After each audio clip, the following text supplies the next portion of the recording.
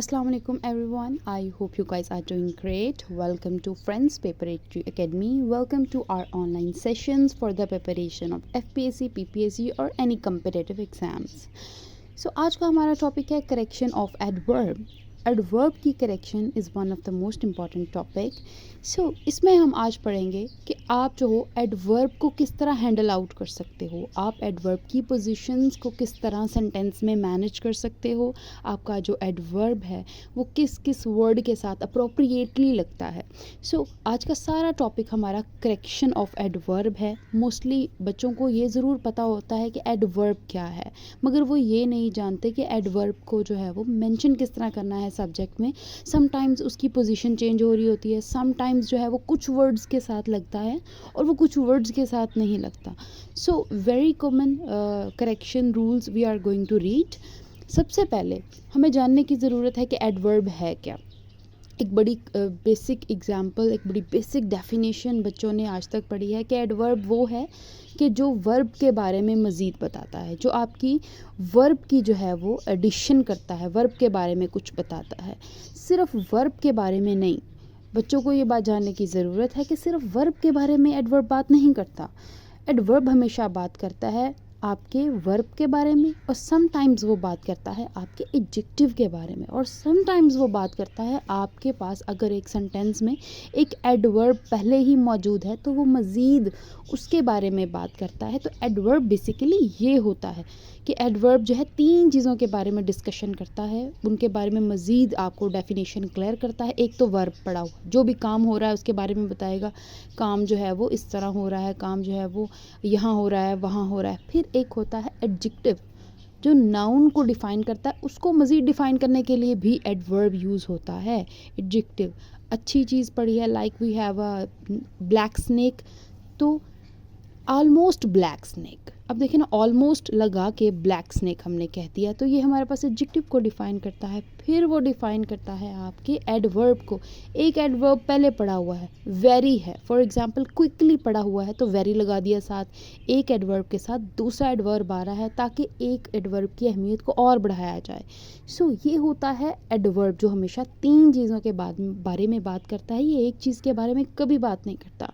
So we have rules of correction, बड़े important rules हैं. हम उन्हीं रूल्स के बारे में पढ़ेंगे जो मोस्टली आपके पेपर्स में पहले वो कहीं ना कहीं सवाल पढ़ चुका है, कहीं ना कहीं सवाल आपको दे चुका है, तो हम उन्हीं को रिवाइज़ करेंगे और उनमें से जो है वो हम रिकॉलेशन करेंगे कि ये इस तरह से हैंडल किया जा सकता है.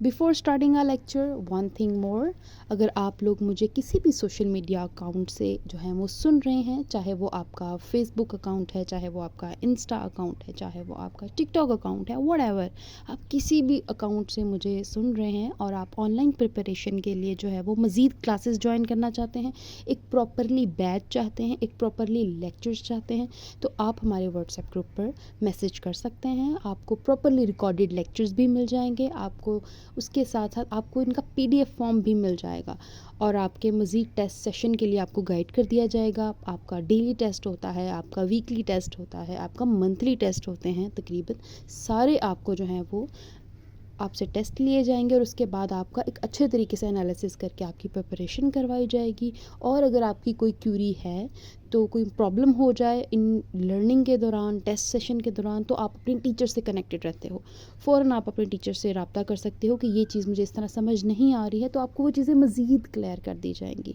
सो you can join our WhatsApp group for this.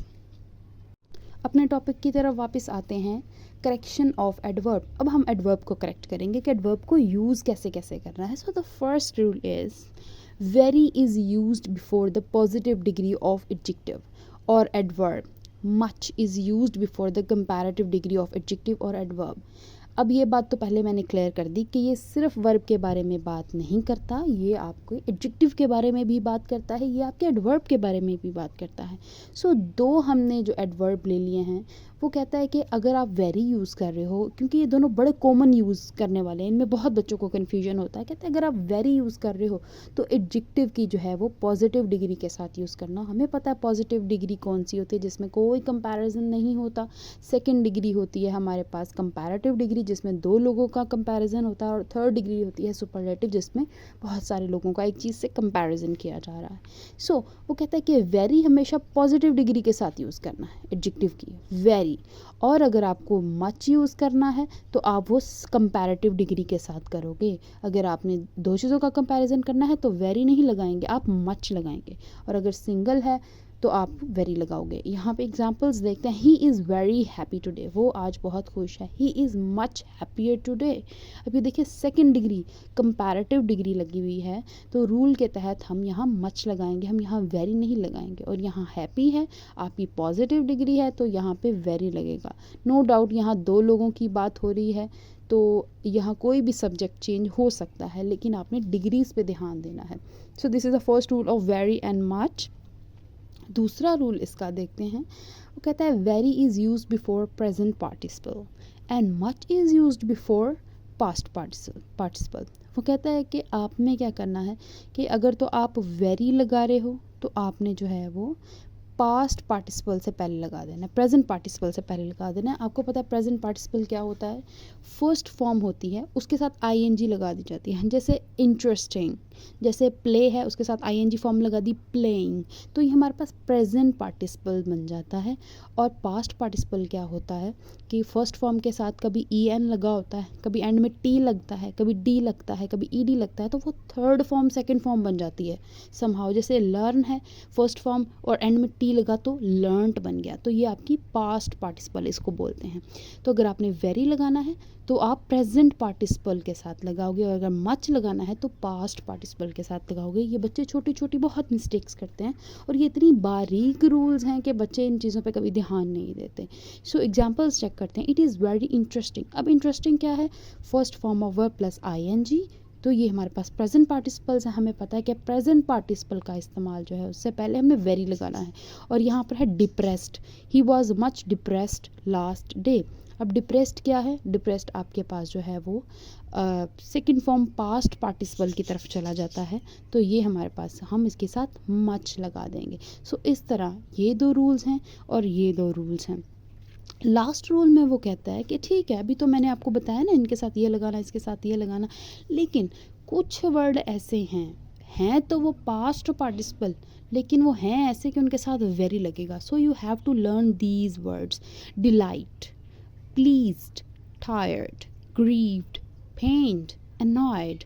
कहता है ये जितने भी वर्ड्स हैं आपको उनसे पहले वेरी लगाना है। हालांकि हमारी बात पहले हुई है कि पास्ट पार्टिसिपल से पहले हमने क्या लगाना है, मच लगाना है, लेकिन नहीं, ये कुछ वर्ड्स ऐसे हैं जिनसे पहले आप जो है वो वेरी ही लगाएंगे। जैसे हमारे पास पंचुएशन और प्रपोजिशन के कुछ बड़े फिक्स रूल होते हैं, फिक्स प्रपोजिशन होती है, उसी तरह ये भी फिक्स है कि इन वर्ड्स के साथ आप हमेशा वेरी ही लगाओगे।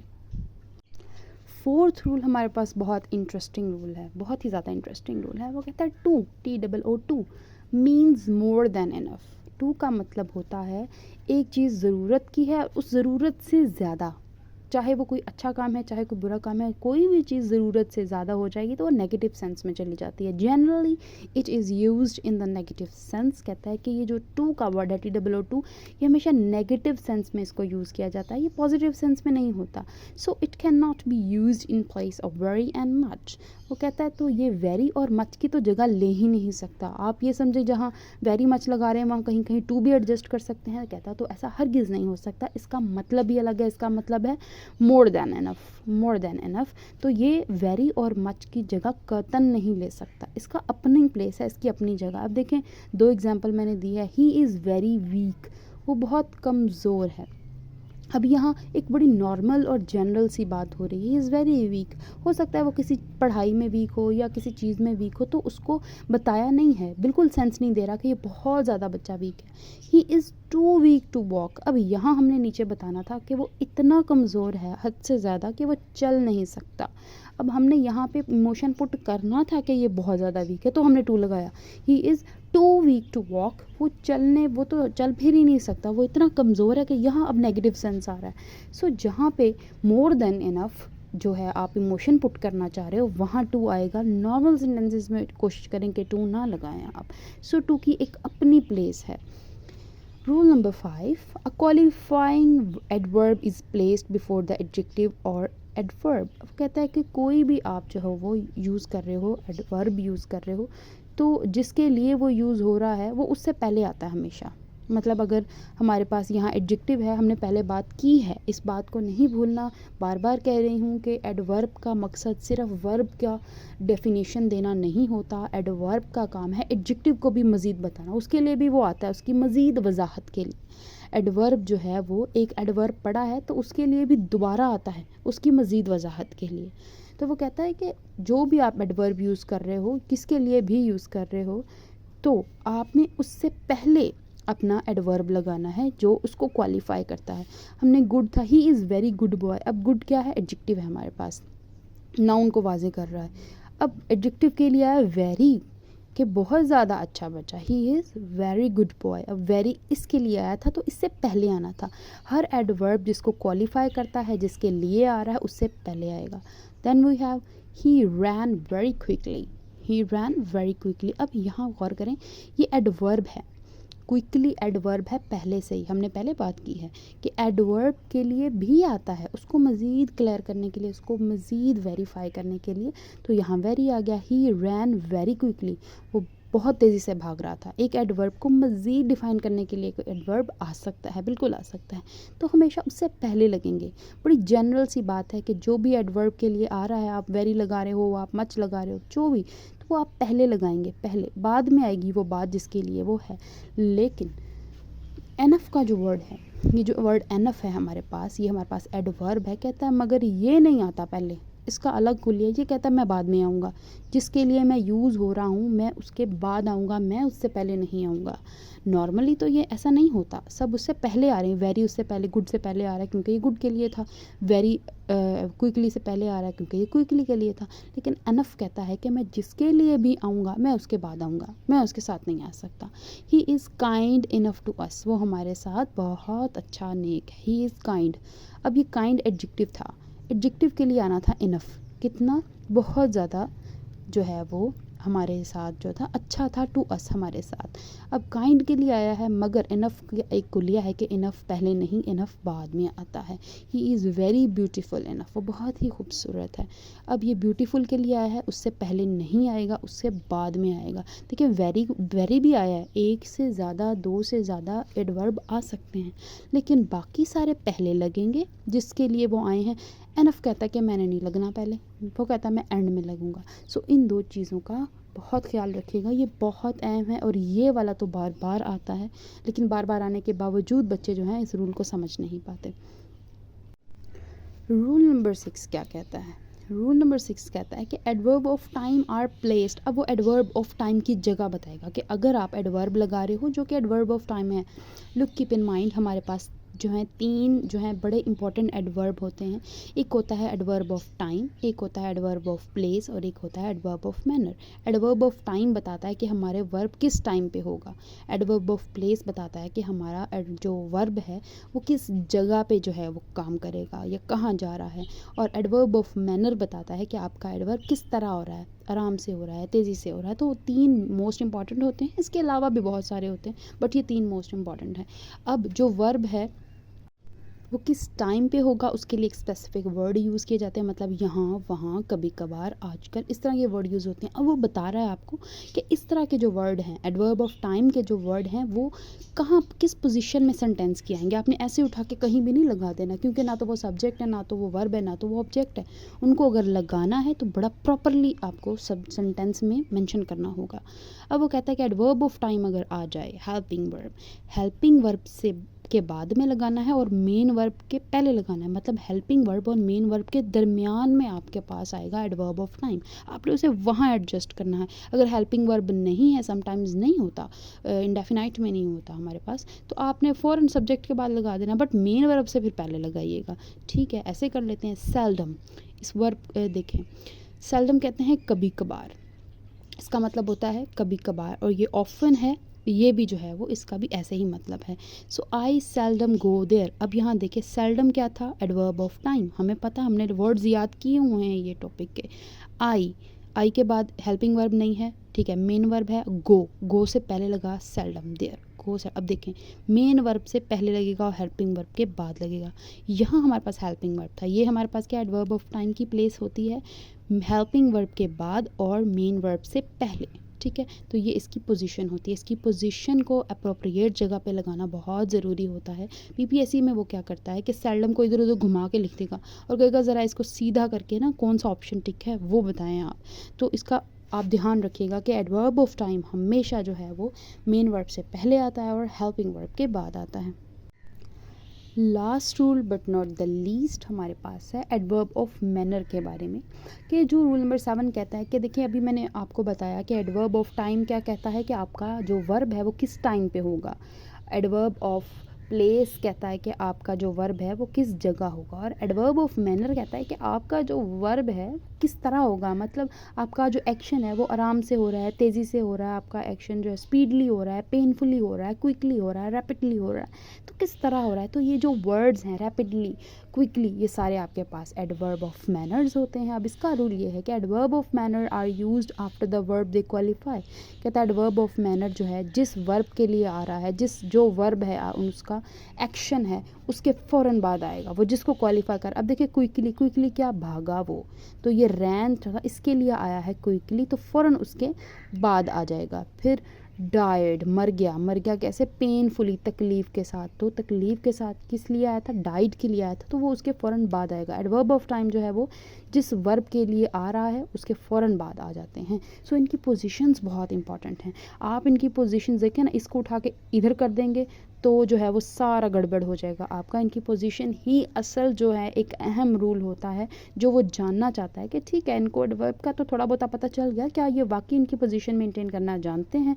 सो these are very important topic, very important correction rules. एक एग्जांपल दी है मैंने यहाँ पे कि पीपीएससी में किस टाइप का आ सकता है। ये एक क्वेश्चन था, आया हुआ था, तो मैंने उसका उठा के ज़रा आपके लिए यहाँ लिखा है कि आपको आइडिया हो जाए। He was dash rich, he was dash rich. अब देखें हमने पढ़ा है मच नहीं आ सकता, मच आता है कंपैरेटिव डिग्री के साथ, आपको ये करेक्शन लर्न करनी पड़ेगी। टू आता है कि बहुत ही कोई नेगेटिव सेंस में बात हो रही है। वेरी आता है पॉजिटिव डिग्री का, तो ये पॉजिटिव डिग्री है, ये वॉज वेरी रिच, वो बहुत जो है वो खुशहाल था, वो बहुत जो अमीर था, तो वेरी आएगा। तो इस तरह आपको इन तीनों में से जो है रूल्स के तहत ढूंढेंगे तो बड़े आराम से मिल जाएगा। हाँ, तुक्का लगाने की कोशिश करेंगे कि मच भी अच्छा लग रहा है, टू भी अच्छा लग रहा है, वेरी अच्छा, तो देखिए अच्छा तो कोई भी लग जाएगा, इसमें कोई भी एडजस्ट करेंगे, वो जिसको नहीं पता उसके लिए सारे अच्छे। लेकिन रूल्स क्या कहते हैं कि भाई मच नहीं लगाना, कंपैरेटिव नहीं है, टू नहीं लगाना, नेगेटिव सेंस नहीं है, वेरी लगा दो, पॉजिटिव डिग्री है, नन ऑफ दिस। सो इस तरह जो है आपको रूल्स लर्न करके आप जो है वो अपना इंग्लिश का पोर्शन बड़े आराम से कवर कर सकते हो। सो एक और मैंने एग्जांपल दी, I go to see my friend often. अब मैंने 4 दिए हैं यहाँ पे, इनमें से एक ठीक है। अब ऑफन क्या है, अब पहला देखें ये भी ठीक लग रहा है, जिसको नहीं पता दूसरा देखें आपको वो भी ठीक लगेगा, तीसरा देखें वो भी ठीक बाकी सारा कुछ तो ठीक है, ऑफन ही इधर उधर हो रहा है ना। अब ये रूल हमने पढ़ा कि भाई ऑफन बड़ी इंपॉर्टेंट चीज़ है। ऑफन हमारे पास एडवर्ब ऑफ टाइम है और हमें पता है कि वो हेल्पिंग वर्ब के बाद आता है, मेन वर्ब से पहले आता है, तो ये सिचुएशन उसमें फिट आ रही है। सो ये छोटी छोटी चीज़ें हैं बट ये बहुत अहम चीज़ें हैं, इनसे जो है हम मार्क्स सिक्योर कर सकते हैं। सो आज का टॉपिक हमारा जो सारा था वो करेक्शन ऑफ एडवर्ब के बारे में था। सो आई होप कि आपको ये सारा समझ आया होगा, क्लियर हो गई होगी चीज़ें। लेकिन अगर स्टिल कोई पॉइंट है, कोई स्टिल ऐसा आपके पास पॉइंट है जो आपको समझ नहीं आया है, तो आप हमारे व्हाट्सएप नंबर पर टेक्स्ट अपना छोड़ सकते हो, अपनी क्यूरी छोड़ सकते हो। आपको बाकायदा तौर पे वो जो भी आपकी क्यूरी है उसका रिप्लाई किया जाएगा, उसका आंसर दिया जाएगा। और अगर आप प्रॉपरली लेक्चर्स ज्वाइन करना चाहते हो तो आप हमारा व्हाट्सएप ग्रुप ज्वाइन कर लो, आपको प्रॉपर लेक्चर्स और प्रॉपर एवरीथिंग जो है वो मुयसर की जाएगी। And thank you so much for today's lecture.